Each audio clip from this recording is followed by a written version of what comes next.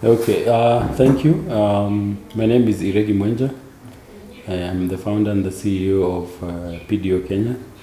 PDO Kenya is a community-based organization here in Nakuru that provides psychiatry, psychological, and social support services to people who need care.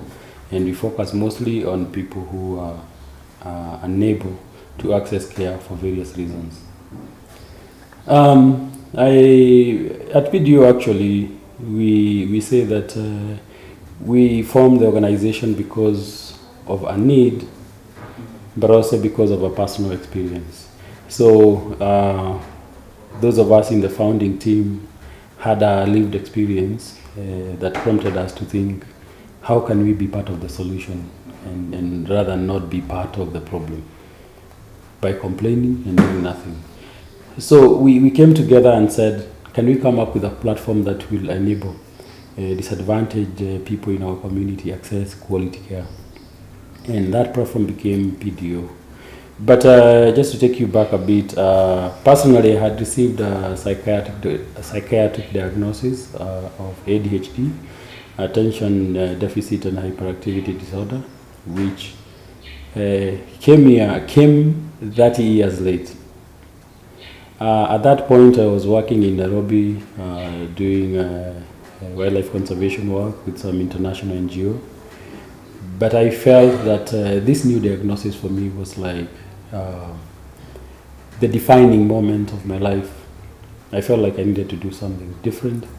I needed to do something more. And I needed to serve people directly. And that is when I decided that I will resign from my job in Nairobi and come back to my own community to start an initiative that will be making services available to those who need it most. The services that I didn't get when I needed it most as a child. Well, first of all, growing up as a kid, just say Nakuru National Park was, like the dream job, being the park warden in charge of that park was what I really wished to become.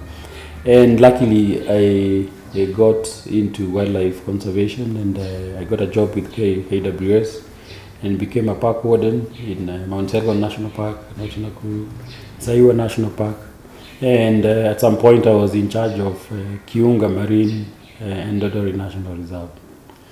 So sort of at that time, I was able to meet my childhood goal of becoming a park warden or a park manager. And sometimes when you meet your goals, they don't become exciting enough. So when this diagnosis came, I found a bigger challenge. And there's also a bit of, there's more satisfaction in serving human beings directly. I know in the environment, we still used to serve human beings, but obviously more indirectly than when you save people's lives directly.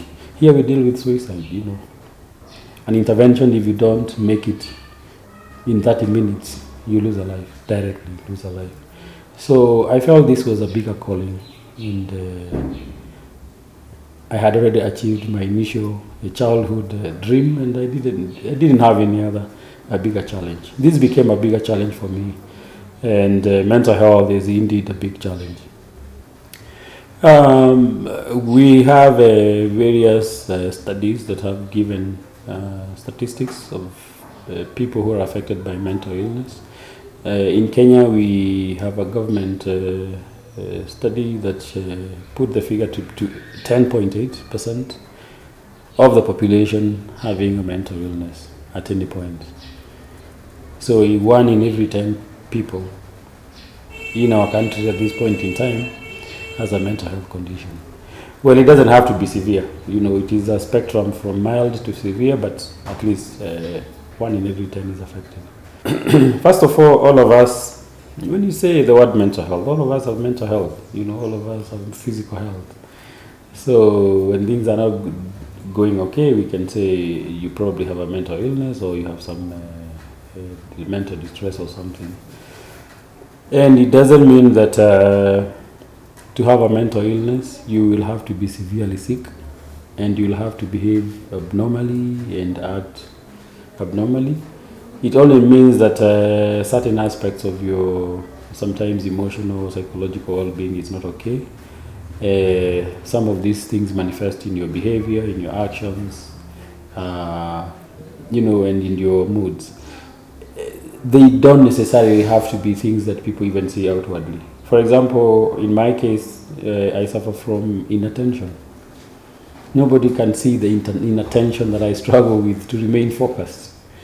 The only thing they will see is that if I'm in a bowling space, whether it's a meeting or a discussion or anything, I'll walk and take a break and come back very frequently. So that will only be interpreted as misbehavior, poor upbringing, whatever, it will only be given a social label, especially that points toward poor behavior, but not a medical condition. So we only say that it's about 2% of the people with mental health disorders that suffer from psychosis. Psychosis is what now people see as the extreme. This is a severe case of mental illness where somebody may be having pronounced behaviors and actions that we see that are outside the norm, and therefore this is what people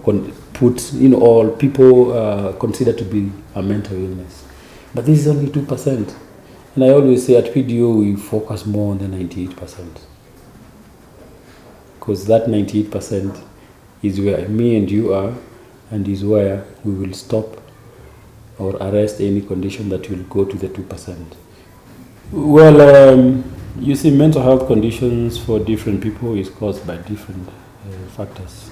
We have those people who it is due to genetic reasons. There are those people it is due to socioeconomic reasons or environmental reasons, and things like that. And the progression from mild to moderate to severe is not something that is, that has stages that every person has to go through. There is somebody who will get a rapid onset psychosis. For example, within a day or 2 or 3, they've developed full-blown psychosis. There's somebody who will take years. They'll have mild psychosis that is not visible to other people, that they will live with for years and years until one day it goes to the full-blown or to the severe end of the condition. So there are no stages. But what we would say is, in most cases, they would follow a mild stage where the person is functional, the person is only showing mild symptoms, they may be doing their work or their daily routine without hardships or without problems. Then it goes to moderate, and at this stage, people are unable to do their normal daily routines without problems. For example, waking up, you could be late. Sometimes they develop behaviors like social isolation and things like that. It starts affecting your functioning. By the time now you go to severe, in most cases now most of your functioning is affected. You're totally either isolating yourself, or when in psychosis you're totally out of touch with reality.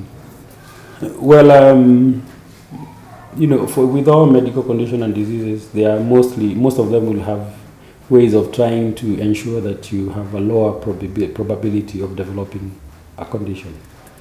So this would be just the common things that we know. Live healthy, eat well, make sure you're sleeping at at least 8 hours a night. You're exercising, you're living a productive life. You're working. Working is very important, and you're also doing what we call self-care. Taking care of your own self, including your own neatness. And the way you eat is also good, part of self-care, because you have to eat a balanced diet, avoid a lot of junk, avoid the drugs, alcohol and other drugs. And generally, that would be a general advice for anyone trying to reduce their chances of developing some of these conditions, mental health conditions. But some of them, as I said, they're genetical, so they'll just develop. They have internal triggers that we don't know, and we can't tell when they'll develop, but they'll just come on their own at a certain time in life. Most of the Kenyans, when they come They actually Google, they find us, they say, I'm looking for a counselor. Yes, and I'm laughing because we usually tell them that is not necessarily what we do. We do more than that. And when you say you're looking for a counselor, you have already diagnosed yourself, and you've known your problem, and you've known that your problem will be treated through therapy. Unfortunately, not all problems are treated through therapy. Some may require medication, some may require just a few adjustments into your life or in your routine, and not necessarily counseling. So people say, I'm looking for a counselor, but we advise them that our routine or our procedure requires that if it's your first time, you get assessed by a psychiatrist to determine if there is a medical or a mental health condition that requires to be treated, and advise whether it requires therapy, drugs, or just a bit of psychoeducation and family support, and that's it. So that has to be determined by a specialist, unfortunately not by the patient. The patient just guides us on what they want, how they want to recover, but the specialists tell us what would be the recommended way to do it.